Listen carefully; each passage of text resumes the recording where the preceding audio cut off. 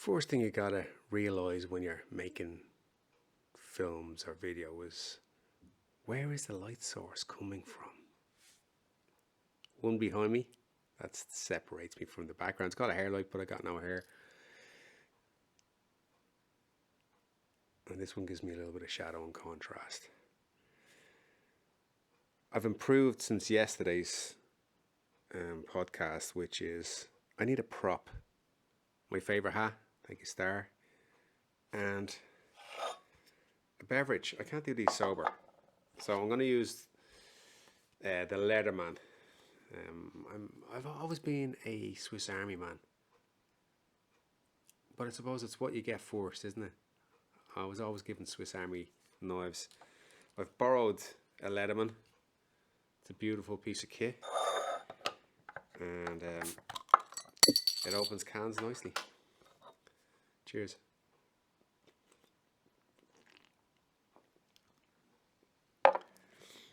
Fears and phobias. I mean, where the fuck do you start with that one? Everyone's got fears and everyone's got phobias, and when you have them, you think that nobody else fucking has them. I think that's probably where you want to start. And understanding what they actually are. Like for me, as a kid, all my memories are just being terrified of everything. Could never find a reason for it, because my childhood was great. You know, I had great parents. My mother used to bring us to the beach in Dollymount in the summer and give us a salad, which consisted of a slice of cheese with a slice of beetroot out of the jar that would stain the cheddar cheese, a slice of lettuce, and a tomato. If you were lucky, you get some tuna, and that was the salad. She'd use a sunblock. Well, it wasn't sunblock, it was suntan lotion then. It was meant to give you a tan, not stop the sun, and we just run around kind of like getting burnt all day, and she'd get a tan. But for some reason, as a kid, I was terrified of everything. I remember being afraid of the TV, afraid to go to school, afraid to do everything, afraid, and I could never figure out what that was. I was never in violent relationships with parents, or I was never beaten up in school. I was always the smallest kid in school, but I was fucking funny, and I was witty, and I could make 42 kids in a class laugh, because I could have when a teacher said something, I was fast and sharp, witty, and that always was my saviour, because no one fucked with me, ever.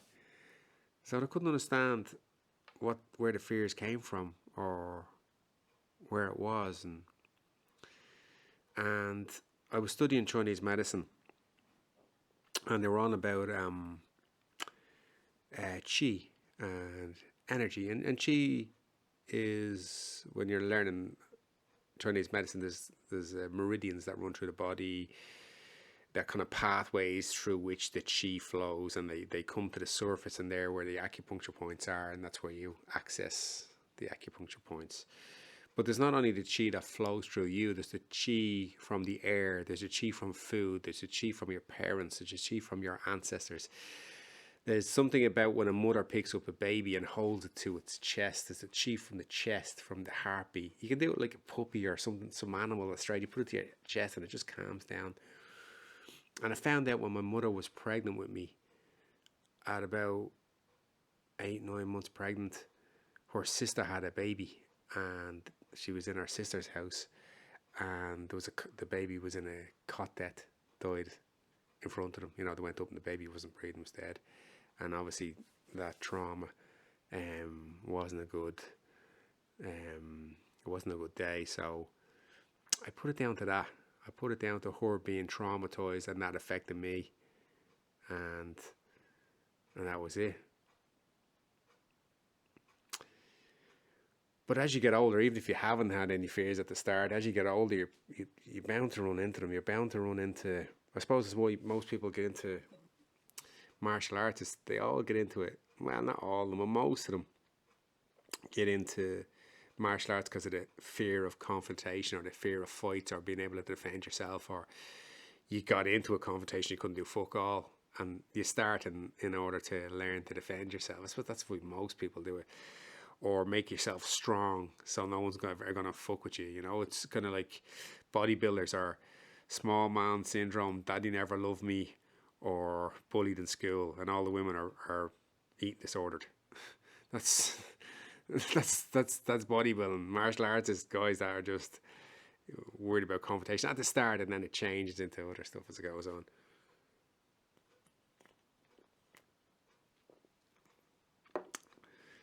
One of my biggest fears was heights, and I had from an early age a fear of heights. I remember going on holidays when I was a kid. We went to Spain one Christmas, and we were staying on the 20th floor of this building in Torremolinos. And I remember going up the stairs, and the fact that I knew I was that high, I was on my hands and knees crawling because I couldn't deal with the fear of the fear of the height. And I carried that with me all the way through life. And I remember going to New York. I'd never, been to New York a few times and never went up any of the buildings because I'm afraid of heights and just wouldn't do it. And,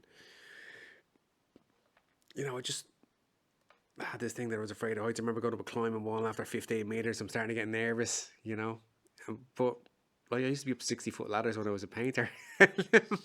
No, I didn't enjoy it too much, but I fucking had to do it. But ladders are different, I suppose. And here's what it all comes down to. It's not the height. It's the control. When I'm on a ladder, a 60-foot ladder, and it's swaying and bending, and I understand the ladder. I've put the ladder up. I'm in charge of the ladder. It's on me. Whereas I go up a tall building, I'm giving away the control. And you'll find a lot of fears is not about the name that you've given it, but it's about the lack of control. Like fear of flying. That was another one. I never had a fear of flying then. I remember being on a plane with Carl McCormick coming out of fucking Bangkok, and we went into this mushroom cloud that was like a fucking thunderstorm. And obviously the plane started fucking bouncing, and Carl beside me was starting to breathe into a paper bag, and it kind of made me nervous. And then after that I had this like fear of fucking flying, and when it got bouncy I'd be nervous. But it's the same thing. It's not, because like you can't fathom that you're in a fucking big tube at 35,000 feet pissing along at fucking 600 miles an hour. It's just beyond your ability to understand what that is. But what it is you've given up control, and the fear is not the flying, the fear is not the height, the fear is the control. And once you realize that, you'll find you know what you're dealing with.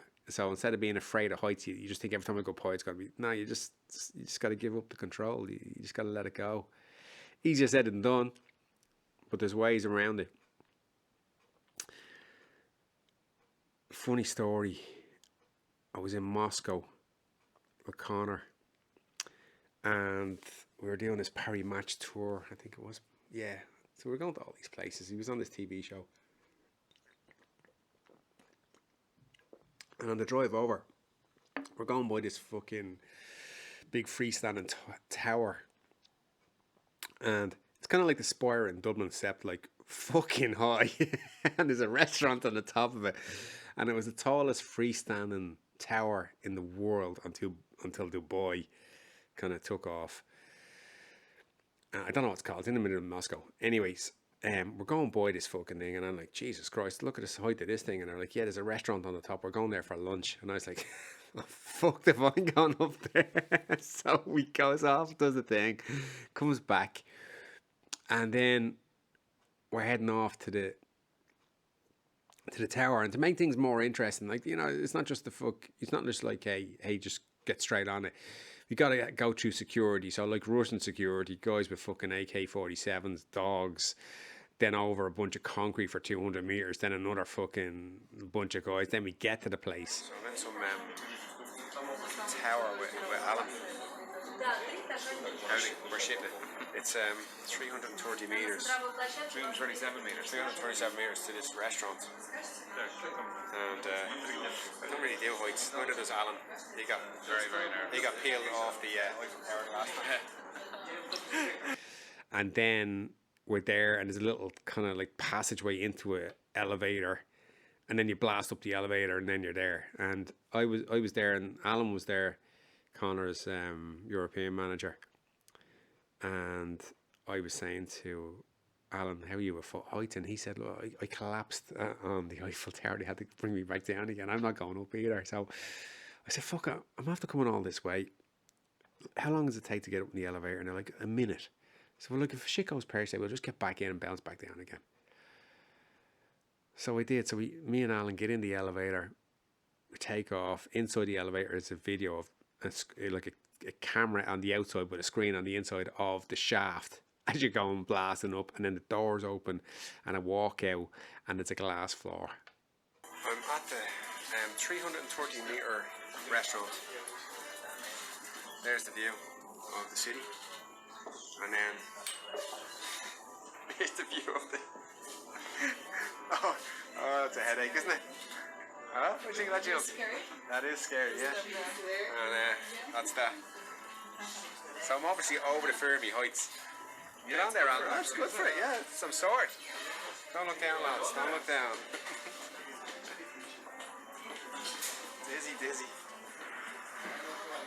Alright, let's get some food. And I walk straight on it. And nothing. Zero. Zilch. Went upstairs to the revolving restaurant, sat down, had my dinner. Didn't feel anything. And I was kind of shocked because I was afraid of heights, but then I wasn't. And I was like, how am I not afraid of heights anymore? And for the last 6 years, I've been traveling around the world with Connor on a heartbeat. I'm always half packed. I get a phone call. You can be in the airport in an hour. Can you be in the airport in 2 hours? You need to go to LA. You need to go to fucking Moscow. You need to go here. You need to go there. And before, if you told me I'd go on a 12-hour flight to LA, I'd need weeks to like fucking psych myself up, prepare myself, get over the whole fucking handing over the control. And the more I did that, the more I didn't think of it. I wouldn't think about getting on a jet and going LA. I mean, people see, here's the other thing, like people see like private jets as being the be all and end all of fucking flying. They're grand for an hour, but you're basically in the back of a fucking high ace van. Give me fucking a wide bodied long haul standard business class flight any day rather than a private jet. Because, and when that thing is bouncy, that thing is fucking bouncy. It's like being in a small boat in the ocean. I'd rather be in the big fucking jumbo boat, not being with fucking stabilizers than that thing. Because that thing, when that bounces, that fucking bounces, you know? And all those jumping, go, and not thinking of it because you were thinking of somebody else or you're doing it for somebody else. I released the kind of, the control. I gave over the control. So I just did the fucking job. And realising that the fear of the heights wasn't the fear of the heights. The fear of the heights was the control. And I'd kind of given that up. So now I don't even get frights anymore. You could sneak up behind me. Now don't do it obviously if you watch me video. I could have headphones on the pitch dark and you jump up behind me and jump out and try and give me a fright and nothing happens. I don't get frights. But I don't also get up and I don't also get down. And I stay steady. I don't get overexcited and I don't get over depressed. And I think that state of mind where it's like when shit happens, I could see an accident right in front of me and I don't get anything happens to me anymore. Whereas before I'd be overreactive or before I would be emotionally attached to it. Like there was a woman, I was walking down the square there one time.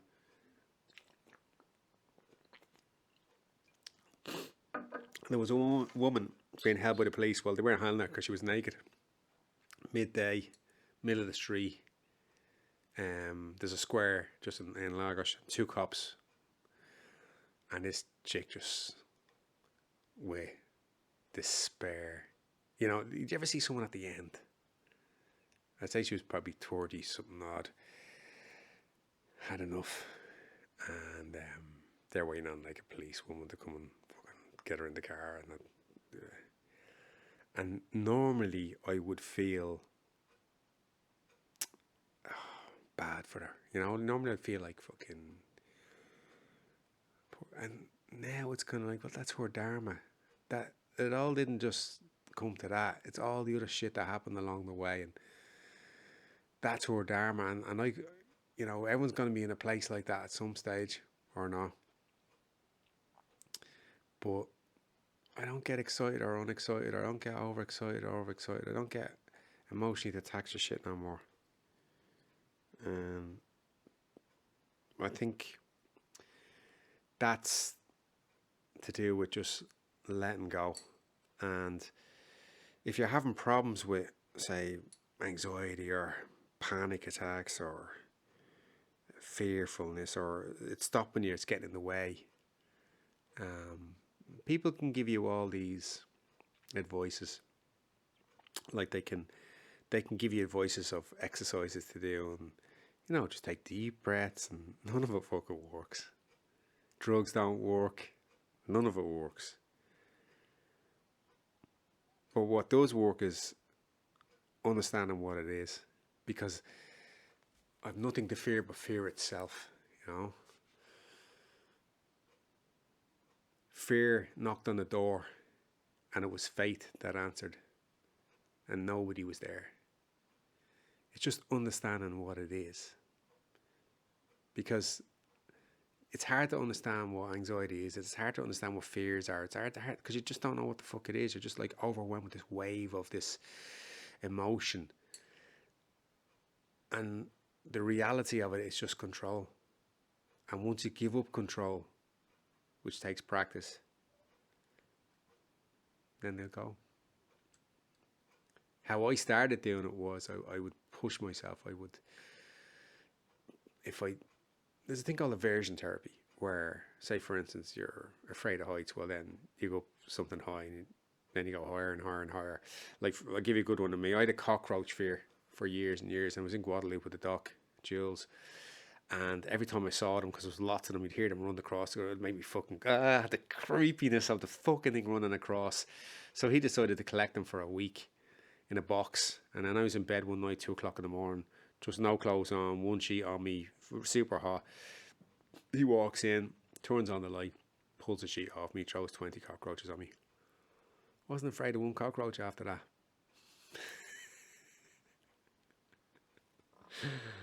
So my advice would be not to throw cockroaches on people, but if you're suffering from fears, you just got to go into the sharp edges. You can't run away from it. Can't run away from it. It'll just get worse.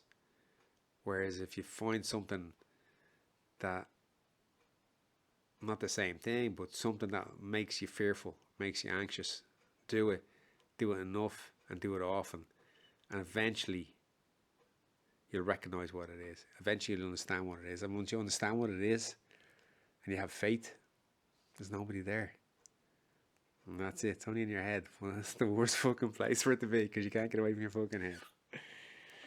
Do I have any fears now? Yeah, I do. I have a fear that Star won't get back on the bus, or she changes route. And the other fear I have, and I'll take this one off Charlie Ward, is being idle. Idle hands make the devil's work. You need to be busy. You need to be doing stuff. You need to be active, proactive, not being idle. So it's one of the reasons why I'm making these videos. James was on to me. he should be doing a podcast now, so I'll go on that. So I'm going to start doing other people's podcasts. I'm going to make a list tomorrow. It's Monday. I'm going to make a list of people's podcasts that I'd like to be on, and I'm going to fucking badger them until they get me on. And talk about myself and my experiences. I've a couple of weeks left to finish my book. I'm writing 2 books. The first book is about me, obviously, because it's all about me. From my earliest memory till I moved to Portugal, and then the second book's going to be from Portugal to now, because they're 2 books in itself. And I'll thank Joe Hoey for that. But I'm just going to concentrate the next month, or the rest of this month, to finish that sloppy copy, then print it, and type it out, edit it, and yeah, that'll be my first book. I don't have a name for it yet, but I'll get one. And I'm going to start doing as many of these as I can. It doesn't take much. It's easy to set up here. There's the light. There's the light. There's the audio. There's the camera. It's losing focus every now and then. We're back in focus again. So I was going to get a new camera, but I can't justify it. I want to make a film about somebody, and until they let me make the film about them, I ain't buying a new camera. So you know who you are. So that is all. I hope that makes sense to you. I waffle a little bit, but if you are suffering from fears and anxieties and panic attacks and overwhelmed by shit, know that everything passes, and go into those sharp edges. Push yourself. Recognize what it is. Have faith. Answer the door, and no one will be there. Till the next one. Hare Krishna. We are all one. Hare Krishna.